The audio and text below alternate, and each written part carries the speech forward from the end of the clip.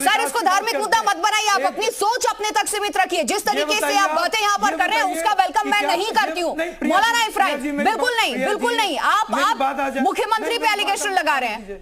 आप ये कह रहे हैं आपके मुख्यमंत्री हमारे मुख्यमंत्री, आप समाज को धर्म को बांटने का काम यहाँ पर कर रहे हैं। दो समुदायों के बीच में दरार पैदा करने वाली बातें आप कह रहे हैं। क्या बातें कही आपने, इल्म है इसका? आपके मुख्यमंत्री कह रहे हैं नहीं, मैंने उत्तर प्रदेश के मुख्यमंत्री बहुत अच्छा काम कर रहे हैं। सुन लीजिए, ठीक है मौलाना इफ्राहिम। कोई शिकायत नहीं है, मुख्यमंत्री जी से कोई भी शिकायत नहीं है। कानून व्यवस्था बहुत अच्छी चल रही है, बिना किसी भेदभाव के चल रही है। और इनको आपत्ति है कि मुख्यमंत्री जी जो हज पे पहला जत्था गया उसको हरी झंडी क्यों नहीं दिखाने के लिए पहुंचे? इस पे मौलाना इफ्राहिम आप क्या कहना चाहेंगे? बिल्कुल, जब ये सवाल ले लिया, ठीक है सर, ये ले लिया। ये जो दो समुदाय के बीच में दीवार खड़ा करने वाली जो बात आपने कही है, दरार पैदा करने वाली जो बात आपने कही है, सुन लीजिए। सीधे तौर पे आपके इशारे पर मौलाना ही थे, इफ्राहिम थे, ये समाज था, तो सुन लीजिए इनसे जवाब, ठीक है? सड़ाने का काम कर रहा है ये भारतीय जनता पार्टी, बल्कि काम कर रहा है। अरे इस देश की जनता बेवकूफ नहीं है, कर रहा है। सरकारों ने किसी के कहने पर वो लड़ने चल देगी। मैं प्रश्न उठा रहा हूं, उससे क्यों रही आपको? एक समुदाय को नुकसान हुआ, मुसलमानों का नुकसान हुआ, भेदभाव बढ़ता गया पहली सरकारों में। मौजूदा सरकार जो चल रही है ये समानता के आधार पर काम हो रहा है और हमारा इस्लाम भी यही बताता है। हालांकि उसमें कठोरता होती है, किसी भी न्याय को स्थापन करने के लिए उसमें कठोर कदम उठाए जाते हैं, लेकिन जो लोग जालिम लोग होते हैं उन पे उसका इफेक्ट पड़ता है और वो फिर अपनी साजिशों में लग जाते हैं। अभी मौजूदा सरकार में जो चीजें देखने को मिल रही हैं उसमें यह नहीं कहा जा सकता कि किसी भी धर्म के जाति के आधार पर कोई भेदभाव दिखाई दे रहा है। इससे अच्छी सरकार पहले नहीं आई। सुन लिया? वैभव त्रिपाठी भी हमारे साथ इस चर्चा में जुड़े हुए हैं। सर वापस अब मेरी बात सर आपको जो कहना था आप कह चुके हैं। अब मेरी बात आपको जो कहना था आप कह चुके हैं और इस तरीके बिल्कुल नहीं, आप कह चुके हैं सर। मैंने आपसे हम्बली रिक्वेस्ट किया कि मेरी पूरी बात आ जाने दीजिए, आपने मेरी बात ही पूरी नहीं। आपने अपने पूरे जवाब में मदरसों का जिक्र किया क्या? आप कहां से कहां पहुंच रहे हैं? क्या रंग इस डिबेट में आप कहने की कोशिश कर रहे हैं सर? तो वही रंग तो देना चाहती भारतीय, मैं आईना दिखाना चाहते हूं उत्तर प्रदेश के लोगों को। सब जानते हैं इस देश की जनता बहुत ही पढ़ी लिखी है, बहुत ही समझदार है, बढ़ाना चाहते हैं, ये बहुत ही समझदार है। परंपरा इन्होंने बदली है। इस देश की जनता जो चाहती है वो करती है और फैसले अपने खुद लेती है।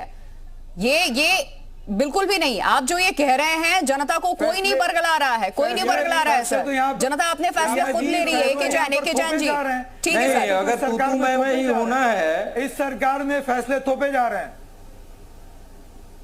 प्रिया जी ऐसा है जी, बोलिए। बनारस में सरकार जबरिया जमीन हथिया रही है, लेकिन होगा क्या? मदरसों पे कार्रवाई दिखा के हिंदू मुस्लिम किया जाएगा। और आपने एक बात कही है कि मुख्यमंत्री पे सवाल खड़ा कर दिया। आपने कैसे खड़ा कर दिया? मुख्यमंत्री कोई भगवान नहीं है कि उनके ऊपर सवाल न खड़ा किया। मुख्यमंत्री के ऊपर चर्चा करने के लिए हम यहाँ नहीं बैठे थे सर आज, चूंकि जिस दिन वो बात जिस दिन ऐसी कोई खबर आएगी, ये विषय होगा, उस दिन फिर आऊंगी आपके बीच। भाजपा के प्रवक्ता सर सुन लीजिए, जिस दिन ऐसी कोई बात होगी, ऐसा कोई विषय होगा, फिर आएंगे। हर मुद्दे को हम उठाते हैं। देश के मदरसों की असलियत क्या है ये जानने की कोशिश कर रहे थे। जो सर्वे रिपोर्ट सामने आई है, सरकार आखिरकार 1 साल से जो सर्वे करा रही है, अभी तक सबके सामने क्यों नहीं आया, ये सवाल था। सुन लीजिए, ऐसा है कि आप कह रही थी कि सरकार सभी विद्यालयों को, मदरसों को समुचित व्यवस्थाएं दे रही है, लेकिन सरकार इसी में फिसड्डी है। और ऐसा है कि जो भी विदेशी फंडिंग आती है वो आईबी के सामने से गुजरती है। तो क्या यूपी सरकार ये कहना चाहती है कि मोदी सरकार जो केंद्र की सरकार है वो फिसड्डी साबित हो गई है? एक दूसरा बात ये कि यूपी सरकार अवैध मदरसों का मकड़जाल कैसे बना? ए.के. जैन साहब सर, बिल्कुल नहीं। ए.के. जैन साहब सर बना, यूपी सरकार कहां सो रही थी? मदरसों का मकर जाल बना, यूपी सरकार सो कहां रही थी? पहले आप 4 साल 6 साल सोते रहो और उसके बाद आके कहो कि नहीं हम साफ कर रहे हैं। पहले समस्या खड़ा। बीजेपी के प्रवक्ता से सबसे पहले मैंने यही सवाल पूछा था ब्रेक पर आने के बाद। ए.के. जैन साहब, सबसे बड़ा सवाल यही है कि 6 साल से क्या मदरसों की सर्वे रिपोर्ट अभी तक सरकार नहीं देख पाई है? एक्शन की बात बार बार कही जाती है, लेकिन अभी तक सरकार की तरफ से एक्शन क्यों नहीं लिया जा रहा है? क्या दिक्कत है, क्या वजह है? मैं इस पर टिप्पणी नहीं कर पाऊंगा। इस पे तो कोई अल्पसंख्यक जो शिक्षा का विभाग का अधिकारी है। सर, आप भी सेवा में रहे हैं, आप भी एक अधिकारी रहे हैं, पूर्व आईपीएस हैं आप। पर ये एक सेंसिटिव विषय है और इस पर गवर्नमेंट को सोच समझ के निर्णय गवर्नमेंट लेगी और अभी फेजेस में मेरे ख्याल से डिसीजन लिया जाएगा इसके ऊपर। जो आपका कहना है वो सही है। इंटेलिजेंस की रिपोर्ट्स हैं, आईबी की रिपोर्ट्स हैं कि एक नेपाल बॉर्डर के ऊपर एक मकड़ जाल पूरा हो गया है और उसमें जो है वो गलत तत्व भी वहां पर देखे गए हैं। एटीएस की भी जांच रिपोर्ट में आया है, आईबी की भी रिपोर्ट में आया है कि गलत एलिमेंट्स वहां पर देखे गए हैं जो कि वहां पे ट्यूटर का काम कर रहे हैं। इन सब से बहुत बचना होगा क्योंकि ये एक बड़ा घातक साबित हो सकता है देश की अखंडता के लिए। इसलिए जो भी स्टेप लिए जाएं, हाँ ये बात भी सही है, मैं इससे एग्री करता हूं कि जो भी मदरसे हैं, पहली बात तो उनकी फॉरेन फंडिंग ऐसे नहीं होनी चाहिए। उसके लिए पूरा रूट तय होना चाहिए, कहाँ से पैसा आ रहा है, किस नियत से आ रहा है।